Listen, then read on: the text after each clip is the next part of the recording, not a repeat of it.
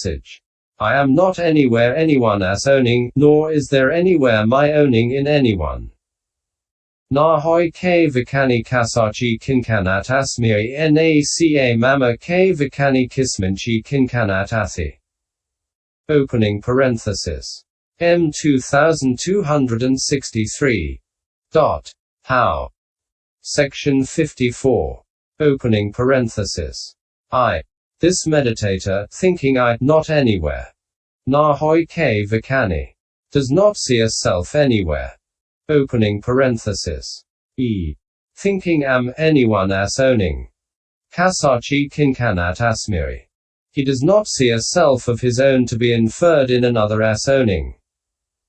The meaning is that he does not see a self of his own deducible by conceiving a brother to own it in the case of a brother, a friend to own it in the case of a friend, or a chattel to own it in the case of a chattel. Opening parenthesis. As regards the phrase nor anywhere my naca mama kvacani, leaving aside the word my mama, here for the moment the words nor anywhere naca kvacani means that he does not see another s self anywhere. Opening parenthesis. Now, bringing in the word my mama, we have is there, my owning in anyone. Mama kisminci kincanat atthi. He does not see thus, another s self exists owing to some state of my owning 22 of it. The meaning is that he does not see in any instance another s self deducible owing to this fact of his owning a brother in the case of a brother, a friend in the case of a friend, chattel in the case of a chattel. So, he sees no self anywhere of his own. Opening parenthesis. Nor does he see it as deducible in the fact of another s owning. Opening parenthesis. Nor does he see another s self. Opening parenthesis. Nor does he see that as deducible in the fact of his own owning. This is how he discerns voidness in the quadruple logical relation. Section 55. Having discerned voidness in the quadruple logical relation in this way, he discerns voidness again in 6 modes. How? I is void of self, or of the property of a self, or of permanence, or of lastingness, or of eternalness. Opening parenthesis. Or of non-subjectness to change. Mind, visible data, mental data, eye consciousness, mind consciousness, mind contact. Nid 2187. Che. Nid 2279. Cf. S454. And this should be continued as far as aging and death. CXX. Closing parenthesis. Section 56.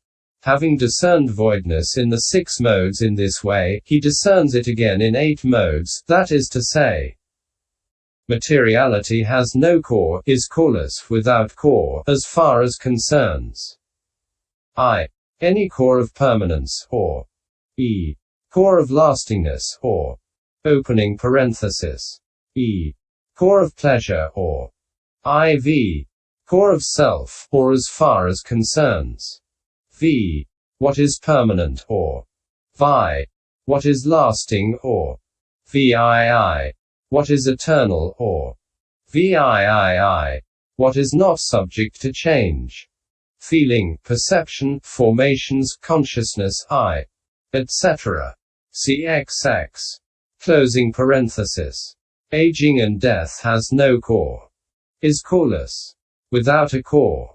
As far as concerns any core of permanence, or core of lastingness, or core of pleasure, or core of self, or as far as concerns what is permanent, or what is lasting, or what is eternal, or what is not subject to change. Just as a reed has no core, is coreless without core. Just as a castor oil plant, and a dumbara fig tree, a setavaka tree, a pa. Ipadaka tree, a lump of froth, a bubble on water, a mirage, a plantain trunk, a conjuring trick, has no core, is coreless without core, satu materiality. Opening parenthesis. Etc. Aging and death has no core, or what is subject to change. Nid 2 18485. Che. Semicolon. Nid 2 27889. E. Closing parenthesis. Dot. Section 57. Having discerned voidness in 8 modes in this way, he discerns it again in 10 modes. How? He sees materiality as empty, as vain, as not self, as having no overlord, as incapable of being made into what one wants, as incapable of being had as one wishes, as insusceptible to the exercise of mastery, as alien, as secluded from past and future. He sees feeling, etc. Closing parenthesis. Consciousness as empty, as secluded 24. Nid 2279. E. Closing parenthesis. Dot. Section 58. Having discerned voidness in 10 modes in this way, he discerns it again in 12 modes, that is to say, materiality is no living being, no soul, no human being, no man, no female, no male, no self, no property of a self, not I, not mine, not another s, not anyone s. Feeling, etc. Closing parenthesis. Consciousness, not anyone s. Nid 2186. Che. Semicolon. Nid 2280. E. Closing parenthesis. Dot. Section 59. Having discerned voidness in 12 modes in this way, he discerns it again in 42 modes through full understanding as investigating. He sees materiality as impermanent, as painful, as a disease, a tumor, a dart, a calamity, an affliction, as alien, as disintegrating, a plague, a disaster, a terror, a menace, as fickle, perishable, unenduring, as no protection, no shelter, no refuge, as unfit to be a refuge, as empty, vain, void, not self, as without satisfaction, as a danger, as subject to change, as having no core, as the root of calamity, as murderous, as due to be annihilated, as subject to cankers, as formed, as mara s bait, as subject to birth, subject to aging, subject to illness, subject to death, subject to sorrow, lamentation, pain, grief and despair,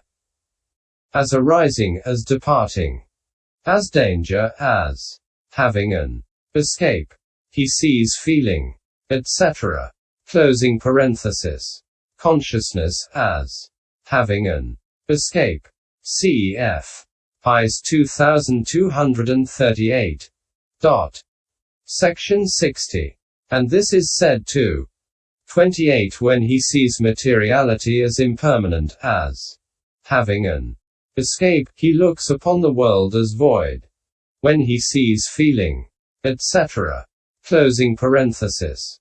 Consciousness is impermanent, as having an escape, he looks upon the world as void. Let him look on the world as void. Thus, Maharaja, always mindful, he may escape the clutch of death by giving up belief in self. For King Death cannot see the man that looks in this way on the world. 29. Dot. Knowledge of equanimity about formations. Section 61. When he has discerned formations by attributing the 3 characteristics to them and seeing them as void in this way, he abandons both terror and delight, he becomes indifferent to them and neutral, he neither takes them as I nor as mine, he is like a man who has divorced his wife. Section 62. Suppose a man were married to a lovely, desirable, charming wife and so deeply in love with her as to be unable to bear separation from her for a moment. He would be disturbed and displeased to see her standing or sitting or talking or laughing with another man, and would be very unhappy. But later, when he had found out the woman's faults, and wanting to get free, had divorced her, he would no more take her as mine. And thereafter, even though he saw her doing whatever it might be with whomsoever it might be, he would not be disturbed or displeased, but would on the contrary be indifferent and neutral. So too this meditator, wanting to get free from all formations, discerns formations by the contemplation of reflection. Then, seeing nothing to be taken as I or mine, he abandons both terror and delight and becomes indifferent and neutral towards all formations. Section 63. When he knows and sees thus, his heart retreats, retracts and recoils from the 3 kinds of becoming, the 4 kinds of generation, the 5 kinds of destiny, the 7 stations of consciousness, and the 9 abodes of beings. His heart no longer goes out to them. Either equanimity or repulsiveness is established. Just as water drops retreat, retract and recoil on a lotus leaf that slopes a little and do not spread out, so too his heart, and just as a fowl's feather or a shred of sinew thrown on a fire retreats, retracts and recoils, and does not spread out, so too his heart retreats, retracts and recoils from the 3 kinds of becoming. Either equanimity or repulsiveness is established. In this way there arises in him what is called knowledge of equanimity about formations. Section 64. But if this knowledge sees nibbana, the state of peace, as peaceful, it rejects the occurrence of all formations and enters only into nibbana. If it does not see nibbana as peaceful, it occurs again and again with formations as its object, like the sailor's crow. Section 65. When traders board a ship, it seems, they take with them what is called a land-finding crow. When the ship gets blown off its course by gales and goes adrift with no land in sight, then they release the land-finding crow. It takes off from the masthead, and after exploring all the quarters, if it sees land, it flies straight in the direction of it. If not, it returns and alights on the masthead.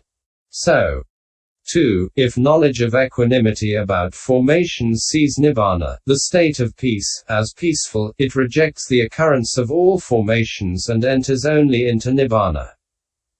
If it does not see it, it occurs again and again with formations as its object. Section 66.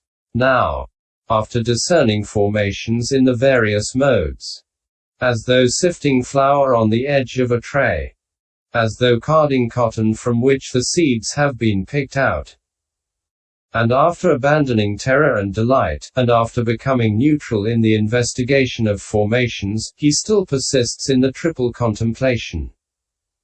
And in so doing, this insight knowledge enters upon the state of the triple gateway to liberation, and it becomes a condition for the classification of noble persons into 7 kinds. The triple gateway to liberation.